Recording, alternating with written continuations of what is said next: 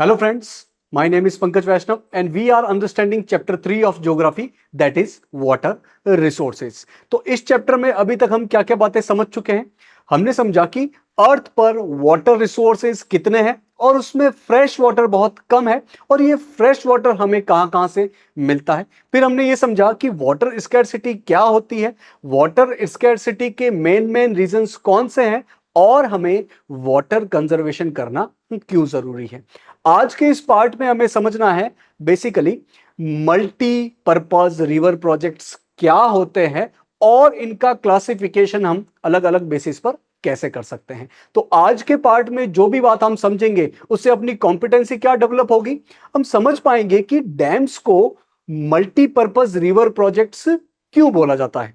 तो शुरू करते हैं और समझते हैं डैम्स को। तो डैम्स को समझना शुरू करें उससे पहले हम यह समझते हैं कि वाटर कंजर्वेशन करने के लिए, वाटर मैनेज करने के लिए हम एंशियंट टाइम से ही इंडिया में किस किस प्रकार के स्ट्रक्चर बनाते आ रहे हैं। यानी कि वाटर रिसोर्स को मैनेज करने के लिए, इनका कंजर्वेशन करने के लिए हम प्रेजेंट में ही काम नहीं कर रहे हैं, बल्कि इंडिया में तो ये काम एंशियंट टाइम से ही चला आ रहा है, जिसमें हमने डैम्स बनाए हैं, अलग अलग रिजर्वायर्स बनाए हैं, लेक्स बनाई हैं, एम्बैंकमेंट्स बनाए हैं और कैनाल्स बनाई हैं।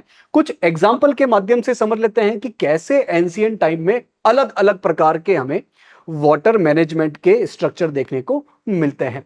तो फर्स्ट सेंचुरी बीसी, मतलब प्रेजेंट से बात की जाए तो अराउंड 2100 ईयर अगो, इलाहाबाद जो कि वर्तमान में प्रयागराज कहलाता है, इसके पास में एक जगह मिलती है श्रृंगवेरपुर, जहां पर गंगा रिवर का जो फ्लड वाटर था उसको चैनलाइज करके वाटर स्टोरेज करने के लिए स्ट्रक्चर बनाए गए थे। तो श्रृंगवेरपुरा जो कि इलाहाबाद प्रेजेंट टाइम में प्रयागराज के नियर है, वहां पर सोफिस्टिकेटेड वाटर हार्वेस्टिंग सिस्टम हमें देखने को मिलता है, जहां पर गंगा रिवर का जो फ्लड वाटर था उसको स्टोर किया जाता था और इसको फिर बाद में यूज किया जाता था। ऐसे ही चंद्रगुप्त मौर्य के टाइम में तो अलग अलग टाइप के स्ट्रक्चर हमें देखने को मिलते हैं, बेसिकली एग्रीकल्चर पर्पस के लिए ये बनाए गए थे। तो dams, lakes and irrigation system were extensively built during Chandragupta Maurya period. Next है, हमें इरिगेशन वर्क्स के अलग अलग एविडेंस इंडिया के अलग अलग पार्ट में देखने को मिलते हैं, जैसे कि उड़ीसा स्टेट के कलिंगा में हमें इस प्रकार के स्ट्रक्चर देखने को मिलते हैं। कर्नाटका का बेन्नूर एरिया, यहां पर भी हमें इस प्रकार के वाटर कंजर्वेशन के स्ट्रक्चर देखने को मिलते हैं। महाराष्ट्र के कोल्हापुर में इस प्रकार के स्ट्रक्चर देखने को मिलते हैं और नीचे आंध्र प्रदेश के नागार्जुन कोंडा में इस प्रकार के स्ट्रक्चर के हमें एविडेंस देखने को मिलते हैं, जिसके माध्यम से वाटर रिसोर्स का मैनेजमेंट किया जाता था। इसी प्रकार 11वीं सेंचुरी में भोपाल लेक बनाई गई थी, बेसिकली मध्य प्रदेश स्टेट के कैपिटल भोपाल में, और ये भोपाल लेक उस समय की जो आर्टिफिशियल लेक्स थी उनमें सबसे बड़ी लेक में से एक थी। इसी प्रकार 14वीं सेंचुरी में हमें दिल्ली के हौज खास में एक टैंक दिखता है, जिससे वाटर कंजर्वेशन, वाटर मैनेजमेंट का काम किया जाता था। तो इन एग्जाम्पल से हमने समझा कि वाटर रिसोर्स को मैनेज करने के लिए हम आज से ही नहीं बल्कि एंशियंट टाइम से काम कर रहे हैं वाटर रिसोर्स को मैनेज करने के लिए, और इसी वाटर रिसोर्स मैनेजमेंट की प्रैक्टिस को हमने प्रेजेंट टाइम में भी कैरी ऑन किया है, प्रेजेंट टाइम में भी कंटिन्यू किया है। और इस डायरेक्शन में सबसे बड़ा नाम आता है डैम्स का, कि हम अलग अलग रिवर्स पर डैम बनाकर वाटर रिसोर्स को मैनेज करने की कोशिश कर रहे हैं। तो अब समझ लेते हैं डैम्स क्या होते हैं। हम रिवर के फ्लो के बीच में एक स्ट्रक्चर बना देते हैं और इस स्ट्रक्चर बनाकर हम इसके पानी को रोकते हैं या फिर इनको एक स्पेसिफिक डायरेक्शन देते हैं, जिसकी वजह से इस स्ट्रक्चर के पीछे रिजर्वायर बन जाता है, जहां पर वाटर रिजर्व रहता है, जमा रहता है। इसी रिजर्वायर को बोला जाता है डैम। इस स्ट्रक्चर को नहीं बल्कि इस स्ट्रक्चर के बनाने से जो पीछे पानी का रिजर्वायर बन गया है उसे बोला जाता है डैम। तो डैम क्या होते हैं? Dam are a barrier across flowing water. तो वाटर जो फ्लोइंग वाटर होता है उसको रोकने के लिए हम एक स्ट्रक्चर बनाते हैं, और इस स्ट्रक्चर की वजह से या तो पानी रुकता है या फिर इस स्ट्रक्चर के माध्यम से हम इसको एक स्पेसिफिक डायरेक्शन देते हैं कि इस डायरेक्शन में ही नहीं, इस डायरेक्शन में इस पानी को बहना चाहिए। तो डैम का मतलब ये पीछे जो रिजर्वायर बना है वो है, न कि ये स्ट्रक्चर है। तो हमें याद रखना है कि ये रिजर्वायर जो है, इस स्ट्रक्चर बनाने की वजह से पानी जो इकट्ठा हो गया है, इस पानी का जो रिजर्व बन गया है, उसे हम डैम बोलते हैं, न कि इस स्ट्रक्चर को। अब देखते हैं डैम्स का हम क्लासिफिकेशन कैसे कर सकते हैं। बेसिकली हम 3 बेसिस पर डैम्स का क्लासिफिकेशन कर सकते हैं। First basis is on structure, second basis is on height, and third basis is based on purpose. तो सबसे पहले देख लेते हैं बेस्ड ऑन स्ट्रक्चर। स्ट्रक्चर और मटेरियल के बेसिस पर हम डैम्स को 3 पार्ट में बांट सकते हैं। फर्स्ट इज टिम्बर डैम, जो कि लकड़ी से बना होता है। Second is masonry dam, and third is embankment dams. और प्रेजेंट टाइम में हमें बेसिकली मैसनरी डैम्स और एम्बैंकमेंट डैम्स ज्यादा देखने को मिलते हैं। सेकेंड बेसिस है बेस्ड ऑन हाइट, कि ये डैम्स कितने हाइट के होंगे, छोटे होंगे या बहुत ज्यादा बड़े होंगे। इस बेसिस पर हम 3 प्रकार के डैम्स देख सकते हैं। फर्स्ट इज लो डैम, बहुत छोटा होगा। सेकेंड मीडियम हाइट डैम, इसकी हाइट न तो ज्यादा कम होगी और न ज्यादा बहुत ऊंचाई में होगा, ये मीडियम हाइट का डैम होगा। और सबसे बड़े होते हैं हाई डैम। ठीक है, तो हाइट के बेसिस पर low dams, medium height dams and high dams, इस प्रकार हम डैम को बांट सकते हैं।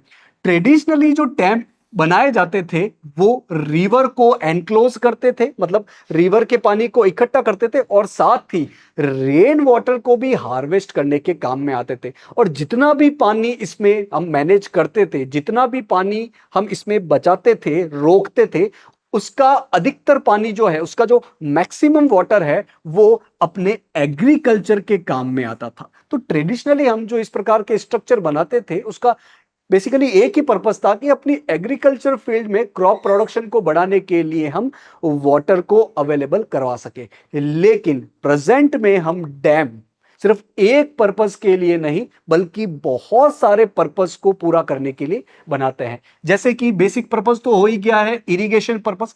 इसके अलावा हम इलेक्ट्रिसिटी जनरेशन भी इन डैम के पानी के माध्यम से करते हैं, बिजली पैदा करते हैं। आपने देखा होगा कि जब इस डैम्स में, इस रिजर्वायर में बहुत ज्यादा पानी आ जाता है, बेसिकली रेनफॉल के टाइम में, तब इनके कुछ गेट खोले जाते हैं। हालांकि कुछ गेट जो है वो खुले ही रहते हैं और इनसे लगातार पानी फ्लो होता रहता है। तो इस पानी के फ्लो की वजह से नीचे टरबाइन घूमते हैं, और उन टरबाइन के घूमने की वजह से इलेक्ट्रिसिटी प्रोडक्शन होता है। तो इन डैम के हेल्प से बड़ी मात्रा में इलेक्ट्रिसिटी जनरेशन का भी काम किया जा रहा है। इसके अलावा डोमेस्टिक यूज के लिए, इंडस्ट्रियल यूज के लिए भी वाटर सप्लाई की जाती है इन डैम में भरे पानी इससे। साथ ही फ्लड कंट्रोल करने के काम में आते हैं। रिक्रिएशनल एक्टिविटी, लोग मनोरंजन के लिए, नौकायन के लिए इन डैम में घूमने जाते हैं।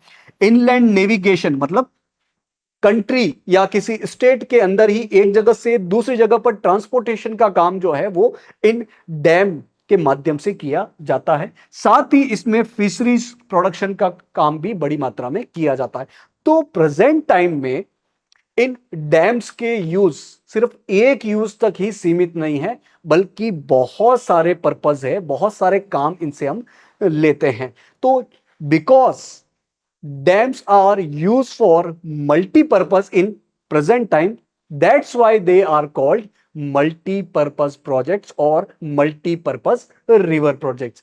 तो क्योंकि डैम्स बहुत सारे पर्पस को फुलफिल कर रहे हैं, इसीलिए डैम्स को हम बोलते हैं मल्टीपर्पस प्रोजेक्ट्स। तो आपको समझ में आ गया होगा कि हम डैम्स को मल्टीपर्पस प्रोजेक्ट्स क्यों कहते हैं। अब देख लेते हैं इंडिया के 2 इंपॉर्टेंट डैम्स के बारे में, 2 इंपॉर्टेंट मल्टीपर्पज प्रोजेक्ट्स के बारे में कुछ बेसिक बातें। First one is Bhakra Nangal project, जो कि कौन से रिवर के पानी को रोककर बनाया गया है, तो सतलुज एंड ब्यास रिवर के पानी को रोककर बनाया गया है। और बेसिकली ये हिमाचल प्रदेश का प्रोजेक्ट है। इस प्रोजेक्ट का जो बेसिक काम लेते हैं, जो बेसिक यूज लेते हैं, वो है एक तो हाइड्रो पावर प्रोडक्शन और दूसरा इरिगेशन पर्पस। इस भाखड़ा नांगल प्रोजेक्ट से एक तो इरिगेशन पर्पस के लिए हम पानी का यूज करते हैं और दूसरा हाइड्रो इलेक्ट्रिसिटी प्रोडक्शन के लिए इसका यूज करते हैं। The second project is Hirakud project, जो कि महानदी रिवर के पानी को रोककर बनाया गया है और बेसिकली ये उड़ीसा स्टेट में है। कौन से स्टेट में है? उड़ीसा स्टेट में है। और इसके पानी का यूज क्या किया जाता है? एक तो वाटर का कंजर्वेशन करने के लिए और एक फ्लड कंट्रोल करने के लिए। तो दो प्रोजेक्ट हमने देखे, एक तो भाखड़ा नांगल प्रोजेक्ट हिमाचल प्रदेश में सतलुज ब्यास रिवर पर बना हुआ और दूसरा हीराकुंड प्रोजेक्ट जो कि उड़ीसा स्टेट में है, महानदी रिवर पे बना हुआ। हमारे इंडिया के जो फर्स्ट प्राइम मिनिस्टर थे पंडित जवाहरलाल नेहरू जी, उन्होंने इन डैम्स को बोला कि ये डैम्स जो है वो टेंपल ऑफ मॉडर्न इंडिया है। मॉडर्न इंडिया के टेंपल है ये डैम्स। क्यों कहा इन्होंने कि इन डैम्स का जो पानी है एक तो रूरल इकोनॉमी और एग्रीकल्चर के डेवलपमेंट के काम आएगा और दूसरा अर्बन इकोनॉमी और इंडस्ट्रियलाइजेशन के काम आएगा और ये दोनों को जोड़ के रखेगा। इन दोनों का एक तरीके से सम्मिलित रूप से डेवलपमेंट करेंगे ये डैम्स। इसीलिए पंडित जवाहरलाल नेहरू जी ने डैम्स को बोला कि dams are the temples of modern India. तो क्यों बोला? कि it would integrate development of agriculture and village economy with rapid industrialisation and growth of the urban economy. एक तरफ रूरल इकोनॉमी और एग्रीकल्चर का डेवलपमेंट होगा, दूसरी तरफ अर्बन इकोनॉमी और इंडस्ट्री का डेवलपमेंट होगा और ये दोनों ही डेवलपमेंट इंटीग्रेट हो पाएंगे इन डैम के माध्यम से।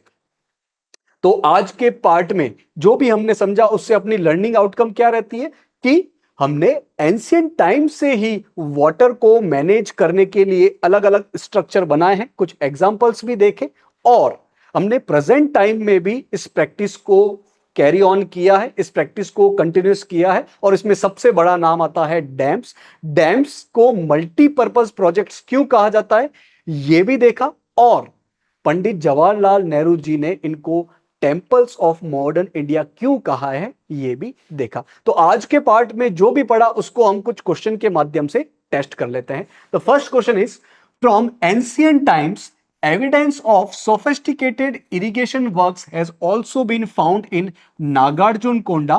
It is located in fill in the blanks. बोला जा रहा है कि एंशियंट टाइम से ही इंडिया में वाटर मैनेजमेंट करने के लिए अलग अलग स्ट्रक्चर हमें देखने को मिलते हैं। ऐसा ही स्ट्रक्चर हमें नागार्जुनकोंडा में भी देखने को मिल रहा है।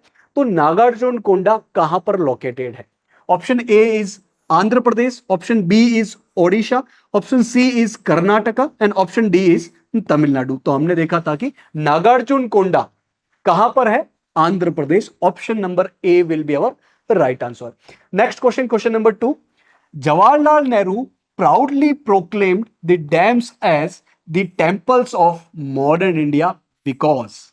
क्वेश्चन बोला जा रहा है कि जवाहरलाल नेहरू जी ने प्राउडली इन डैम्स को बोला कि ये टेंपल्स ऑफ मॉडर्न इंडिया है। ऐसा क्यों बोला? Option A is they symbolise religious beliefs, they integrate the development of agriculture and village economy with rapid industrialization and growth of the urban economy. Option C is they are tourist attractions and option D is they preserve ancient traditions। तो हमने देखा था कि जवाहरलाल नेहरू जी ने dams को temples of modern India क्यों बोला? क्योंकि एक तरफ तो डैम रूरल इकोनॉमी और एग्रीकल्चर का डेवलपमेंट करेंगे, दूसरी तरफ ये अर्बन इकोनॉमी और इंडस्ट्रीज का डेवलप करेंगे और इनको इंटीग्रेट करके दोनों का सम्मिलित रूप से डेवलपमेंट करेंगे। इसीलिए इनको बोला गया उनके द्वारा temples of modern India. Option number B will be our right answer. Next question, question number 3। Hirakud dam is built on which river? हमने दो डैम्स के बारे में देखा, कौन सी रिवर पर बने हुए, कौन से स्टेट में बने हुए और इनका बेसिक यूज क्या है। तो उसमें से एक डैम के बारे में पूछा जा रहा है, हीराकुंड डैम के बारे में बोला जा रहा है कि हीराकुंड डैम कौन सी रिवर पर बना हुआ है।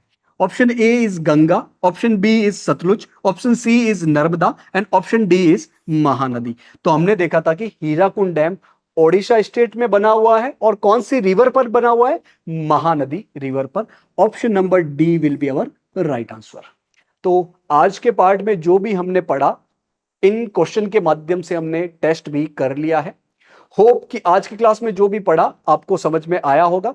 Thank you for joining today's session.